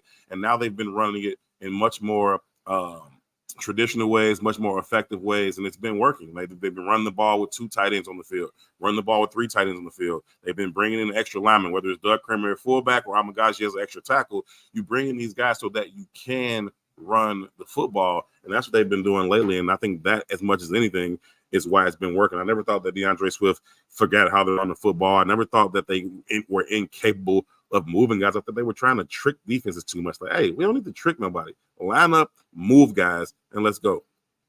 Yeah, and that's when I asked the question last year to Justin about it. Do you have anything of a jumbo? And when he told us like that, man, we have it. We just didn't run it, and that was the one thing. And then they ran it the next week, and I was like, good. I'm like, thank goodness. And now when I saw Doug Kramer, dude, I got goosebumps, chilling down. I was happy. And man, he was moving people, bro. He was moving, and also what I liked, and to piggyback on your point, we weren't asking DeAndre Swift to run inside as much. You got him toward the edges, and you weren't asking Roschon Johnson to get to the edges. They had him running inside. Like, stop getting Roschon Johnson on the outside. That's not his spot. That's not his bag. All right, get him going north south, and let him do his thing. And now that you got a 300-pound guard with a head start, dude, that's beautiful. And I love the thing that Shane has done. And man, to me, that's awesome. And that's the identity. Remember, I even asked Coach Flus last year, like, what your identity is. Like, man, and now it's like, we're gonna punch you in the mouth. 3rd and 1, 4th and 1. You know what we're doing. You know, our big boys against your big boys. See if you can stop it. We got a power runner behind us, and we got the guard with a head start. And I love that mentality because it permeates through the whole team. Let's go to the other side of the ball, which they don't need any more motivation. Them dudes are balling. Talk to me about this defensive line. You know me, I said the best acquisition this offseason to me was Shane Waldron. But I also said the second best acquisition was Eric Washington. Talk to me about this D-line and how they are just destroying people, particularly Gervon Dexter, who's on pace for double-digit sacks from the 3-tech position. Yeah, I think they've been the biggest, I won't say surprise, but they've been the biggest, they must have been the most positive answer to any questions that you had about this team coming into the season, right? You wondered if this defense and the defensive line specifically could generate enough pressure, right? And they've done that without really sacrificing their ability to stop the run. And they've had a couple leaks, and they aren't exactly where they want to be in terms of rankings in the running game. But I don't really worry about that so much. It was just about, can they continue to create consistent pressure on these quarterbacks? And they've been able to do that, man. So you got to give these guys a lot of credit. Gervon Dexter coming into the season, that was the biggest question mark for me. Can this guy become a difference maker? Can he be somebody who can impact the game from that 3 technique, which we've all heard Flus call the engine of this defense? If he can be that difference maker, then this defense has a chance to be great. If he's just a guy, then maybe they'll probably be good, but they don't have a chance to be that type of team that can carry you into the playoffs. But with him playing the way that he has played, they bring over the late addition and bring in Darrell Taylor. He's been a very, very welcome addition. This is energy, his speed, motor, man. his Jesus bendability, Christ. his motor, right? He just go. And also the way DeMarcus Walker has played this season, man. He's played really, really well. I know he only got his first sack a week or so ago, but he's been creating consistent pressures. We know he even had the big play against Tennessee that led to Tyreek Stevenson's pick six. So he's been playing really, really well. I think just collectively, they've all been playing well. They even got the backups involved last week. Chris Williams got a sack. Brian Coward's in there. Those things are taking place. And I think you got to give Coach Washington, Coach Smith, and all those players a ton of credit for what they've been able to do up front, because that was a big question coming into this season was, could the front four do their job to allow the back seven to be as good as we all know they can be? Yeah, and the back seven is performing big time. They're taking about, what are they, third or fourth? Maybe fifth in takeaways. Like, they're not very far behind. They're in the top 10, that's for sure. And my bad, bro. I was going to say I don't know exactly where they are in the rankings, but just you watch them play. Just watch the game, right? I mean, some other teams may have played other quarterbacks to give them the ball. I don't know what it is, right? But you watch them play, and it's just hard. It's hard, man. The fastest place to throw the ball right now, and I think that they've been playing really, really well. But also, you got to give Ryan Poles and Cunningham, all those guys, a lot of credit for the way they've built their secondary. It is deep, right? They came to the game. No Tyreek Stevenson, no Terrell Smith, no Jaquan Brisker, right? So you already know that. And then in the middle of the game, Kyler Gordon goes down. They don't miss a beat. Josh Blackwell comes in and gets him a pick. Elijah Hicks comes in, damn near gets a pick, recovers a fumble, right? Jalen Jones, no slouch on the outside. Everybody was worried about that coming to the game. I tweeted out before the game. If you go back to my Twitter, you'll see before the game. I'm like, I don't know what y'all think y'all know about Jalen Jones, but ain't nobody going to pick on that boy. He is fiercely competitive, and he's more than capable. He's going to have himself a decent game. I actually thought he might have got a pick, but he didn't get that. But nobody going to pick on him. No more than they're going to throw. I mean, they threw at him because Jalen. That happens to Tyreek every week. So, they're going to throw at him for sure. But you're not going to pick on him. You're not going to just eat on him like that. So, it's a lot of depth in that secondary. And like I said, Ryan Poles and the staff deserves a lot of credit, man. This defense, 12 straight games, holding opponents to 21 points or less. 21 isn't a great number. You want to be down around 17. Not argue with this with Alex Brown all the time. He's like, it's got to be 17, 21 enough. And I'm like, AB, it's only 21 because I think the Colts scored 21. Other than that, it would be 17 or 18 in terms of 12 games straight where they haven't given up more than that. So this defense, dating back to last year, longest active streak in the league, man, they've been balling. I don't see it slowing down at all. Yeah, and their secondary, we talked about, they had a lot. They brought in some DBs too, and those guys are buried on the practice squad. That Reddy kid from Reddy Stewart. Stewart. Where is he from? Small school somewhere, man. Yeah, like Liberty or something like that. But and I remember him, like, dude, he was a ball hawk in college. That dude was a ball hawk. And he's a baller. They bring those type of people in because they know, like, okay, and then they got him some time, a lot in preseason. But and I like the fact that they're getting guys. Exactly what you said. The way they built this secondary is awesome. And remember, we kind of looked at him for like, your first pick or two DBs, Ryan Poles. Like, you picked a safety and a corner. We don't even know if he's a regular corner or slot corner. Right? He didn't even know, like, what are you doing? And all of a sudden, he did like Hannibal Smith. Like, I love it when a plan comes together. You know what I mean? Like, man, everything's coming crazy. How good is Kyler Gordon, bro?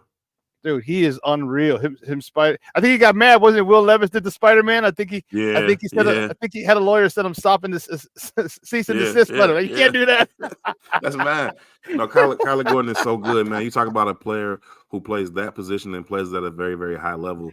He has the skill set of every single position on the field, right? We see him come in on blitzes, and he's got the skill set of an edge rusher coming off there, right? And then you see him in he's mad bendable, dude. And he's smaller. He gets real skinny, and he was a dancer. So he's got great balance, and man, my goodness. Obviously, he's got the cover ability, but then he's also got the run support ability to come in there and hit you like a linebacker. Like he's got everything you need from that position. So he's really, really good, man. We know what Jaquan brings in terms of his physicality. Got to figure out a way to keep that guy healthy and keep his head out of the game. I know he was trying, but the tight end kind of lowered his head into his. But you got to love what they've done in terms of that secondary. But the defense as a whole, man, they're gonna keep this team in every single game that they play.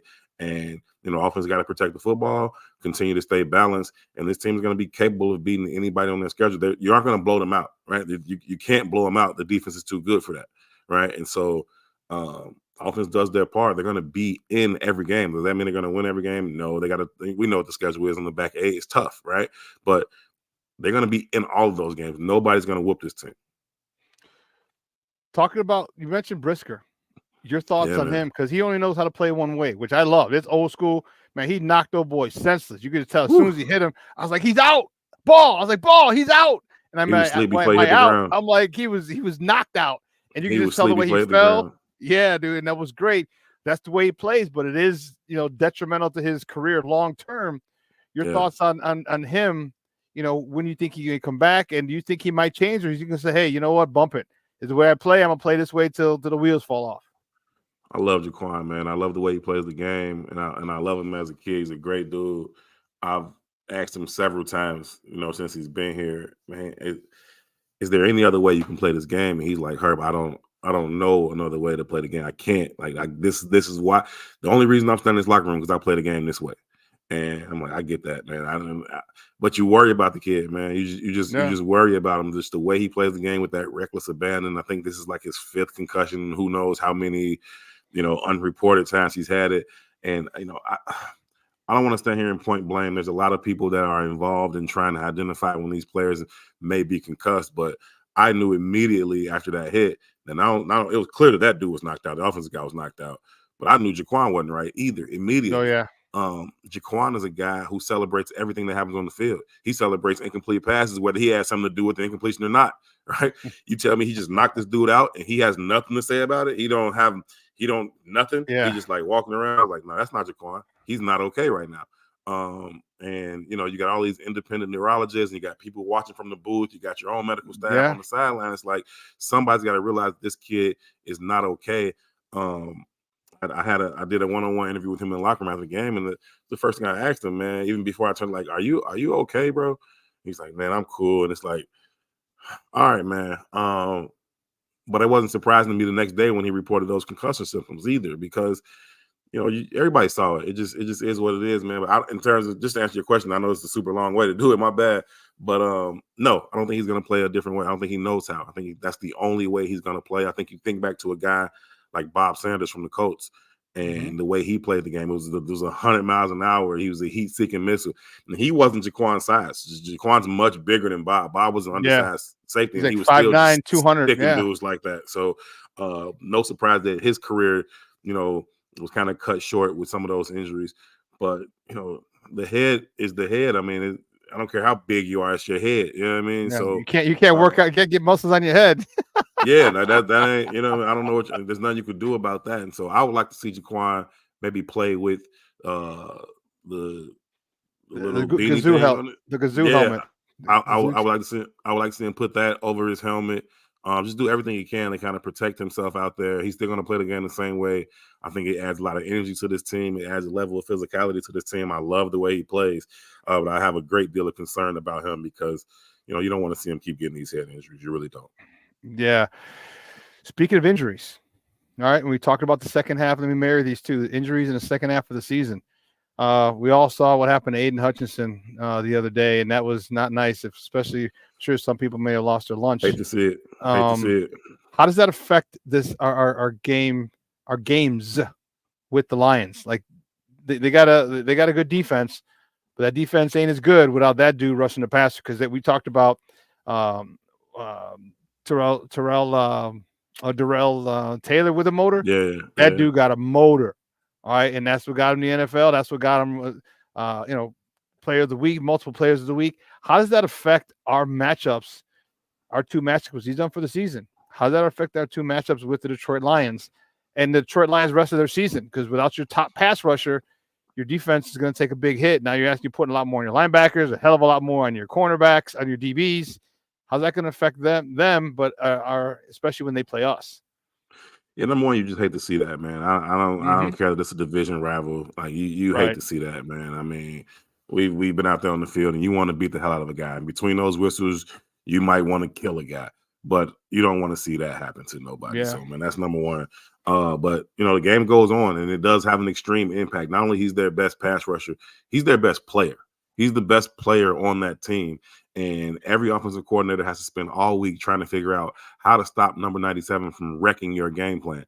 He has that kind of ability, and he limits everything else you can do because you got to leave a tight end in, you got to bring it back, you got to hit him, you got to double team him. So he impacts everything else that you want to do. And so they aren't as good without him. They no way around that. I mean, you can try to go in the locker room and tell guys, hey, we're going to move forward. And I'm sure Coach Campbell's going to do all of that. But they aren't as good. You don't lose a player of that caliber and remain the same. And so they got to figure that out. And maybe they go out and try to get a guy like Max Crosby, right? The Detroit Lions have Super Bowl aspirations this year. They think they can win a Super Bowl, and they can't let a broken leg derail that. And so if they got an opportunity, whatever it's going to cost them, to go get Max Crosby, then they need to probably go see if that's a possibility. If the Raiders are going to have a fire sale, then go see if you can go get that kid, and that'll be a sufficient, adequate replacement for Aiden Hutchinson. That remains to be seen whether they do that or not. But in terms of how it impacts the Bears, it's a huge impact, man. That dude is a stud. He's one of those guys who's a defensive player of the year caliber type of guy. He's him, Max Crosby, TJ Watt. Like there was those types of guys just have that nonstop motor that you got to double team and triple team. They're still just gonna keep coming. So it's a huge loss for that Detroit Lions team. And you also got to think about the Bears outplayed them twice last year. Yeah, they did. Right? Well, let's be clear. The Bears outplayed them twice. One game in 55 minutes.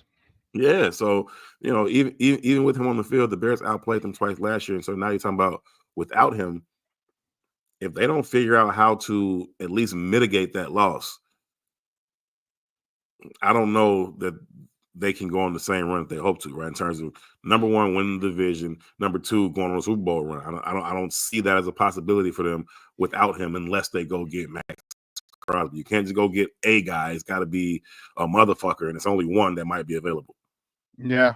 And how do you think their offense?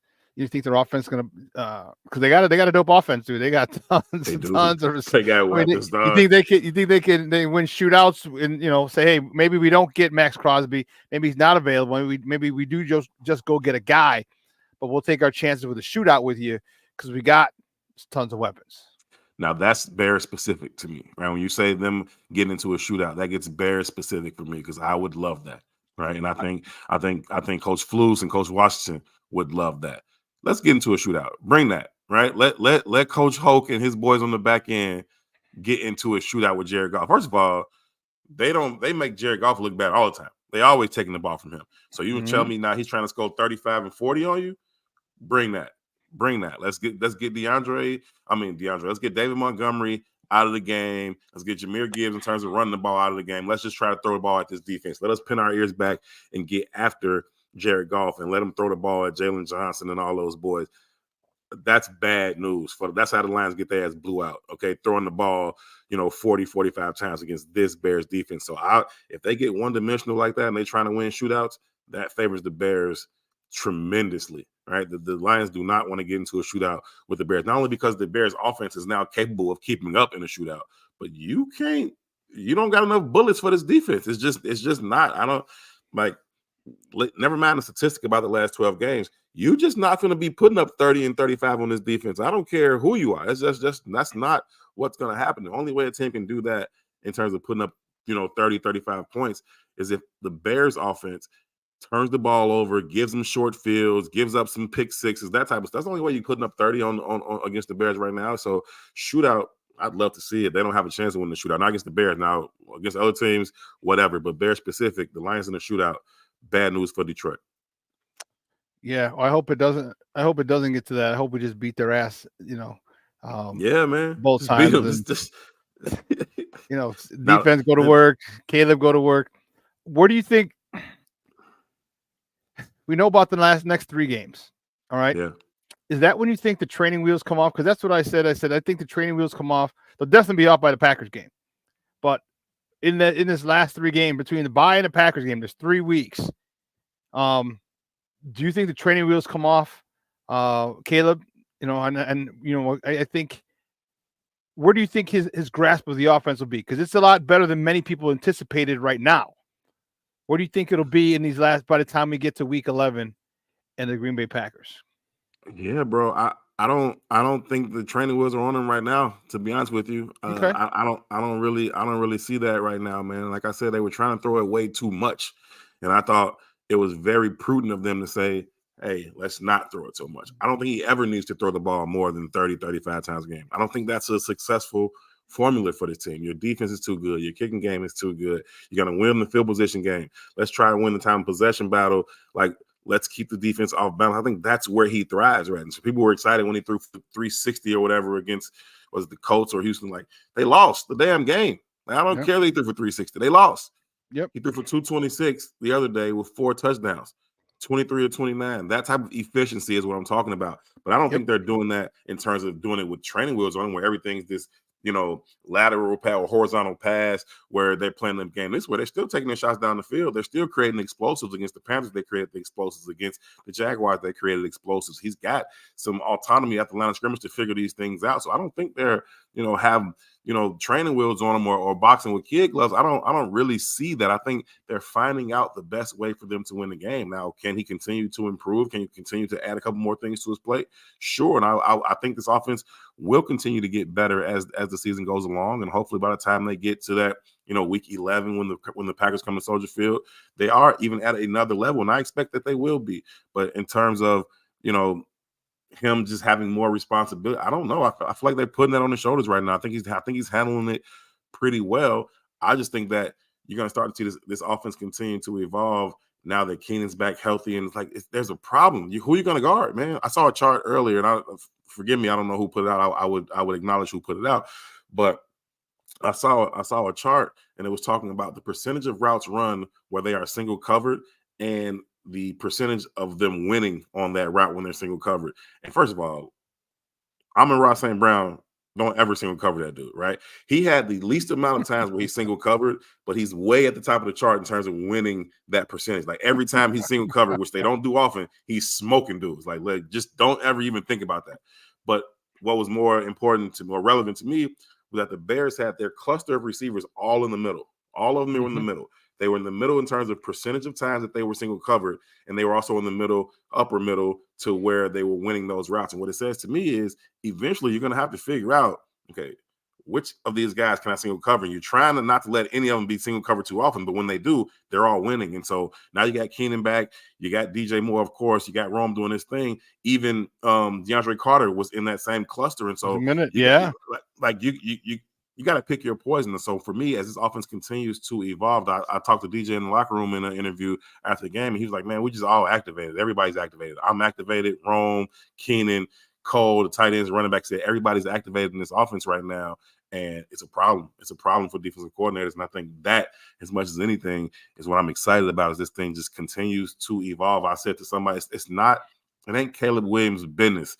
I even asked Keenan this, like, it ain't his business who gets the most targets in a week. That ain't, and y'all shouldn't put that on him. Like, oh, throw him to, it ain't his business. I'm going to come up to the line of scrimmage, read the defense. I'm going to go through my progressions. I'm going to let my feet and my eyes be tied together, and that is where the ball's going to go. Now, sometimes that may mean you get 12 targets this week. It might mean you get 3 targets this week. I don't know. I'm going to take the ball. I'm going to let the defense and the coverage dictate where this ball goes, and you got to pick your poison because somebody's going to be open, and it's a really, really good thing to see. But I think he's got plenty on his plate, and he's handling it well. I expect him to continue to handle it well.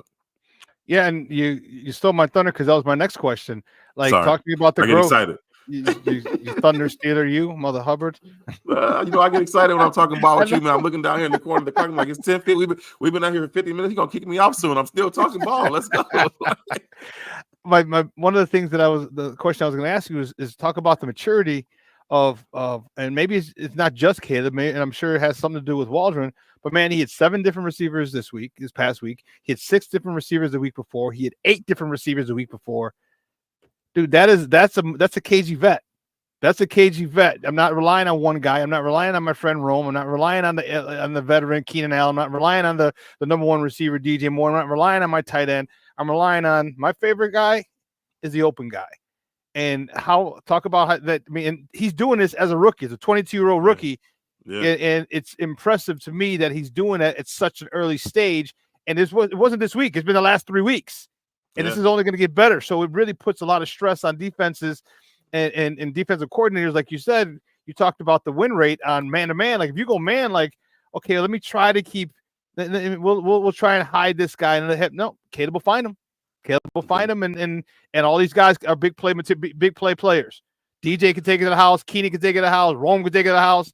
And depending on how far you went, I say by 40 or 50 yards in, even Cole Kmet can stumble, bumble you over and get to the house, as we saw. So I go back to that Rams game when DJ caught his first one down there on the goal in the red area when they found himself man-to-man on the linebacker. That's stealing, right? That's stealing. And somebody's like, well, who gets the credit for that, right? Is it Shane Waldron for designing it? Is it Caleb for recognizing? Is it DJ for beating his route? I say, yeah, all of them get credit for it, but also Ryan Poles gets credit for it. That was the design. That was the plan. That's what we talked about all spring and summer and bringing in all these weapons. And you cannot cover everybody. You just cannot do it. We got Cole Kmet, you got Keenan Allen, you got Roma Dunze, all these big body guys, and you're down the goal line. You worry about, them kind of just bodying you up for a fade or boxing you out for a jump ball. And now you got DJ one-on-one with a linebacker. It's stealing, right? And so you give everybody some credit for that, for bringing all those guys in. And then you give Caleb just a ton of credit for, like I said, just minding his business, bro. Like that, it ain't my business. I used to tell people, it ain't my business how many targets you got. That don't have nothing to do with me, bro. Now, as long as I can get back to the huddle or get back to the sideline and look you in your face and tell you, or we look at the pictures or we look at the app pass, whatever, and say, hey, I went through my progression. This what was open. That's where the ball went. Now get out of my face, right? That's none of my business. I'm glad that that Caleb Williams has the maturity, that he has the backbone to look these guys in the face and say, yeah, the bossiness, right? He's being bossy, right? I'm glad that he has that ability to do that. You're talking about vets, Keenan Allen, Hall of Famer, right? You're talking about DJ on the same type of career trajectory in terms of being a Hall of Fame. You looking real guys in the eye and like, man, I don't care, right? And so you got to be able to do that. Like that's just not his business. It's just really not his business, and he needs to continue to mind his own business. My business: get up to the line of scrimmage, read the defense, read the coverage, expect certain things. At the post snap, I go through my progressions. Boom, boom, boom, boom, boom. Ball out. Wherever that ball is, that's where it is. And I think he's done a really, really good job. That I credit him a lot for having that kind of maturity. But also, you also got to give credit to his coaches, offensive coordinators, quarterbacks, coach. Everybody's doing a good job. And to those veteran receivers. Like, let's be clear. Like, them dudes want the ball. Like, they going to say the right things. And they going to do the right things. And it feels a lot better when they win. So it's cool. But they also got to play their part in terms of not being too hard on this rookie. Don't be in his ear too much. I'm open. Hey, man, cool out. Somebody else just scored. Go relax. And we don't see that, and which is good. And that goes back to Ryan Poles of bringing those type of guys in, because we don't have any give me the damn ball type of people. And you know what I mean? And the biggest example of that was on social media, was on Twitter after the game, where DJ Moore's going crazy. He's like, my man got to the party. My man scored 2 touchdowns, and he didn't score a touchdown. You know what I mean? Like, he's genuinely happy for his teammates, and that, to me, that's a sign of a championship team. When you don't care so much. Your individual goals are secondary to the team goals, and your people are scoring. Like your boy, like how much time do they spend together in practice, in meetings? Probably hang out now. Him and you know what I'm saying? Him and Keenan. I'm happy for my dude. Yeah, yeah. And when you find no jealousy and true happiness for someone else's success, man, success is gonna come to you. But that's what championship teams are made of, and that's what I love about this team. You look at the play where Keenan scored the first one on the up the seam, the back shoulder, which was a great ball, sick throw, right? And just for them to be on the same page, to both of them to know back shoulder, right? It's pretty much the same damn play that they had to DJ, the one I was talking about.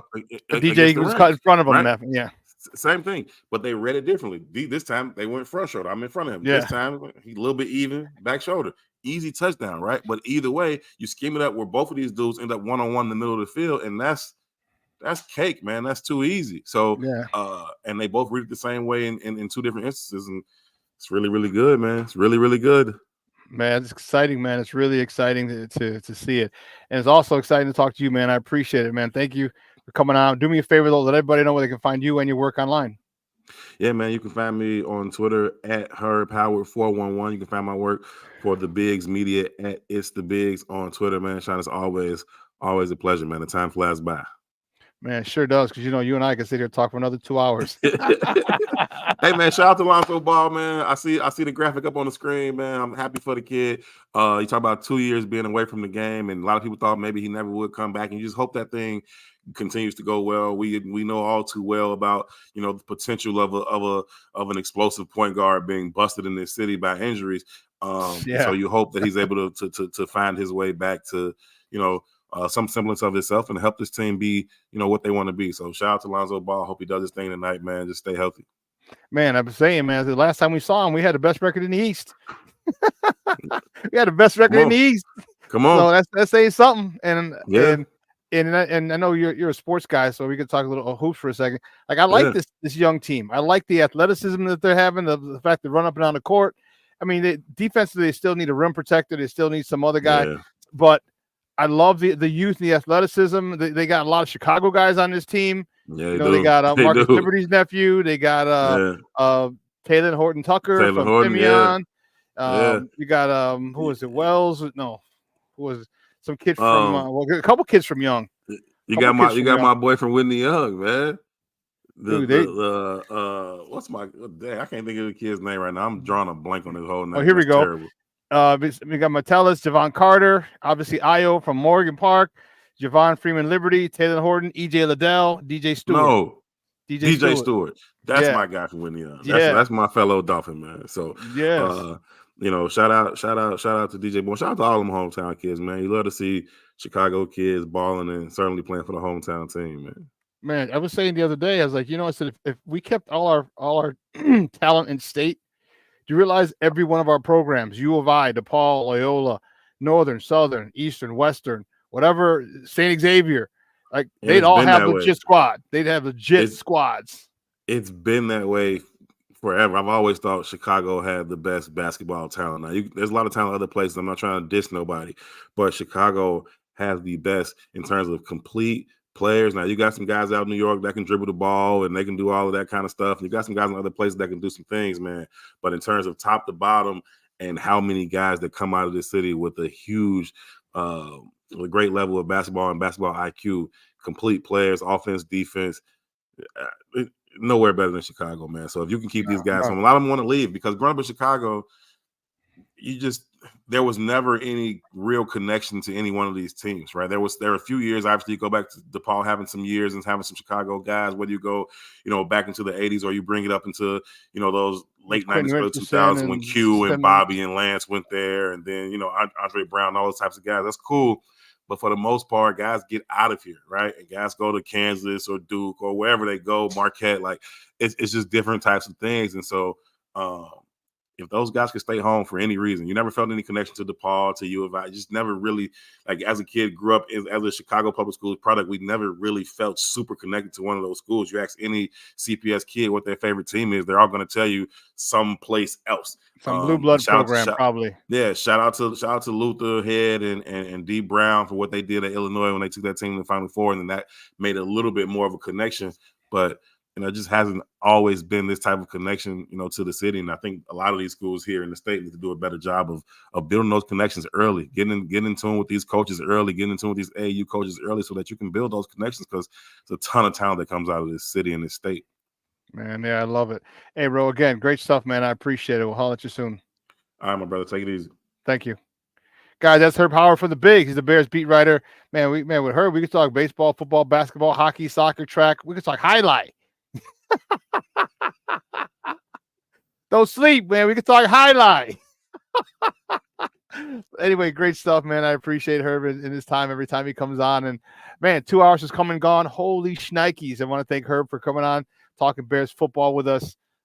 Great stuff. Listen, we're going to replay the show tonight at 6 p.m. Central Time. So make sure if you missed it, make sure that you go back and you check it out. It was a great interview if you missed it that we had with Herb Howard. Great stuff, man. And man, it's unbelievable. Time flies, man. Time flies like a son of a gun. And I posted some of your things. Yeah, King Bookworth said Wyndham Montgomery turned into Barry Foster. That was his game, man. The one thing about Montgomery is his desire. the one thing about him was his desire. Like he wanted to run you over. And even when he was here with us, he kept working on his speed.